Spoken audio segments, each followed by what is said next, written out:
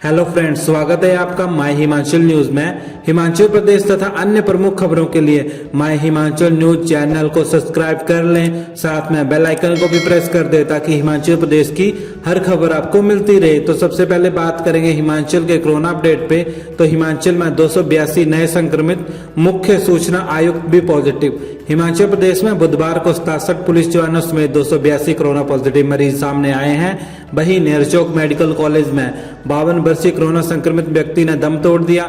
शिमला जिले में 38, सोलन में 55, ऊना में 10, कुल्लू में 17, सिरमौर में 8, बिलासपुर में 25, मंडी में 66, कांगड़ा में 49, हमीरपुर में 4 और चंबा में 3 नए मामले आए हैं। राज्य के मुख्य सूचना आयुक्त नरेंद्र चौहान के कोरोना टेस्ट की रिपोर्ट भी पॉजिटिव आई है। वहीं बीते दिन पॉजिटिव आए मुख्यमंत्री के सलाहकार एवं प्रधान निजी सचिव RN बत्ता IGMC शिफ्ट हो गए हैं। 5 राज्य अंतर्राज्यीय बस सेवा शुरू करने के लिए सहमत है। तो ये बड़ी खबर है। तो उत्तराखंड, चंडीगढ़, पंजाब, हरियाणा और दिल्ली की सरकारें इंटरस्टेट बस सेवा शुरू करने के लिए सहमत हो गई हैं। हिमाचल भी जल्द दूसरे राज्य के लिए बस सेवा शुरू करेगा। पहले चरण में सरकार अंबाला तक बसें चलाएगी, दूसरे चरण में दिल्ली और अन्य राज्यों के लिए बसें चलेंगी। सरकार ने इसका खाका तैयार कर लिया है। 1 या 1.5 सप्ताह में ये सेवा बहाल होगी। परिवहन मंत्री बिक्रम सिंह ने ये जानकारी परिवहन विकास और सड़क सुरक्षा परिषद के कार्यक्रम में दी। कहा कि सरकार प्रदेश में जल्द नया मोटर वाहन अधिनियम भी लागू करेगी। हिमाचल के कैबिनेट मंत्री सुरेश भारद्वाज और पत्नी कोरोना पॉजिटिव, CM दफ्तर भी हुआ सील।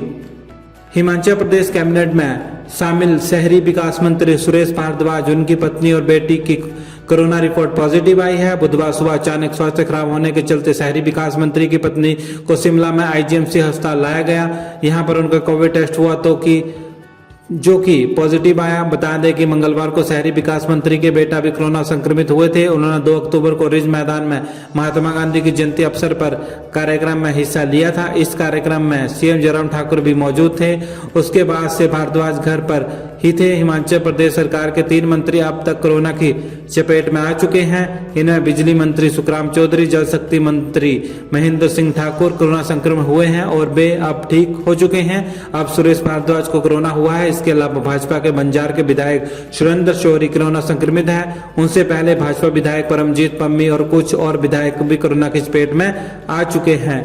इंटरस्टेट बसें चलने पर 10 दिनों में फैसला लेगी सरकार। इंटरस्टेट बसों के संचालन पर राज्य सरकार 10 दिनों के भीतर फैसला ले लेगी। पहले चरण में पंजाब, हरियाणा व उत्तराखंड के लिए बसों का संचालन होगा, जबकि दिल्ली के लिए फर्स्ट फेज में HRTC की बसें नहीं चलेंगी। परिवहन मंत्री बिक्रम सिंह ठाकुर ने बताया कि इंटरस्टेट बसों के संचालन पर राज्य सरकार 10 दिनों में निर्णय ले लेगी।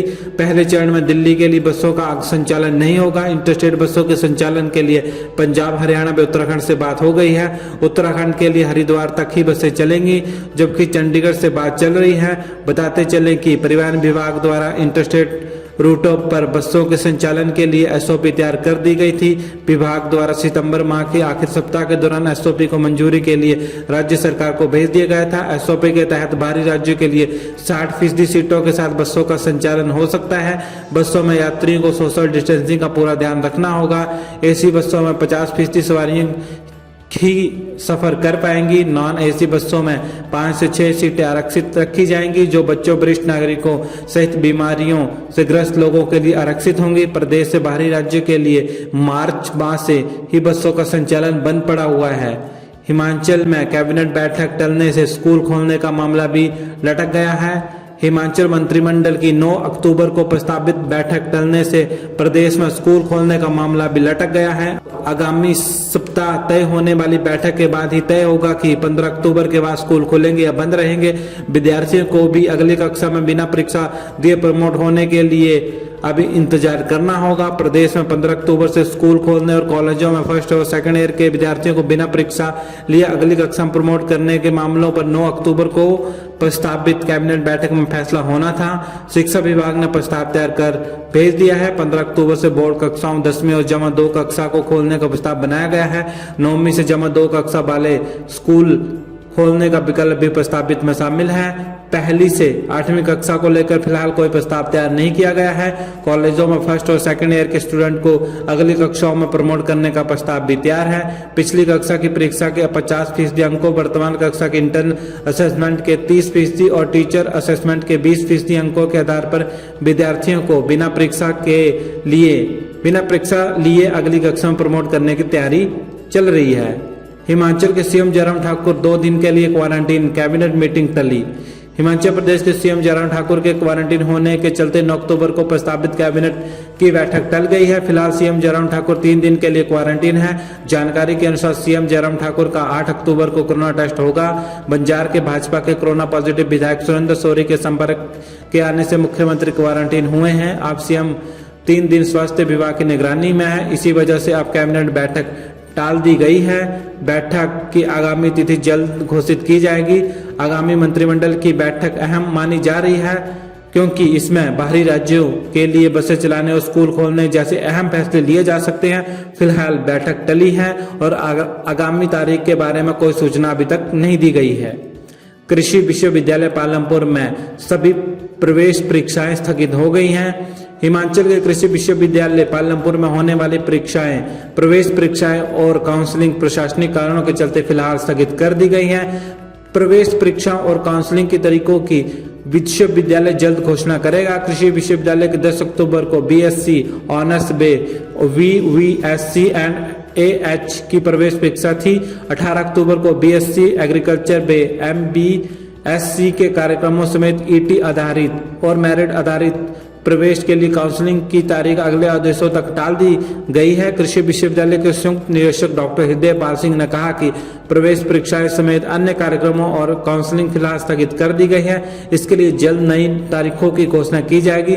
अधिक जानकारी के लिए विश्वविद्यालय की वेबसाइट पर उपलब्ध है। कोरोना काल में डाक विभाग भरेगा 634 पद, 30 अक्टूबर अंतिम तिथि, ऐसे करे आवेदन। तो कोरोना काल में डाक विभाग ने नौकरी का मौका है। प्रदेश भर में ग्रामीण डाक सेवक तथा शाखा डाकपाल के 634 पद भरने के लिए विभाग ने आवेदन मांगे हैं। आवेदन की प्रक्रिया आज से शुरू हो रही है। 30 अक्टूबर तक ऑनलाइन आवेदन किया जा सकेगा। चयन के लिए लिखित परीक्षा नहीं होगी। 10वीं की मेरिट के आधार पर भर्ती होगी।